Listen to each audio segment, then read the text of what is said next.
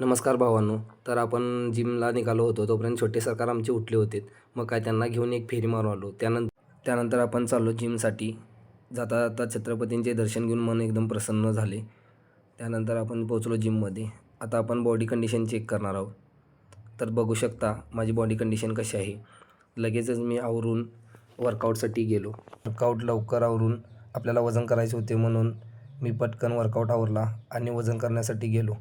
पण वजन बघितल्यानंतर माझी रिॲक्शन तुम्ही बघू शकता. वजन बघून एकदम भारी वाटलं, कारण की 2.4 किलो वजन माझे वाढले होते. तर आपण आता बघूया मी डाएट काय काय फॉलो करतो. 1 वाटी फुटाणे, काजू, बदाम, 2 केळी, अर्धा लिटर दूध व 1 स्कूप प्रोटीन ॲड करतो. मी प्रोटीन घेण्याचे कारण हेवी वर्कआउटमुळे बॉडी रिकवर होण्यासाठी प्रोटीन, कॅलरीज, कार्ब्सची गरज असते आणि ती माझी दिवसाच्या जेवणातून पूर्ण होत नाही. त्यामुळे मी प्रोटीन घेतो.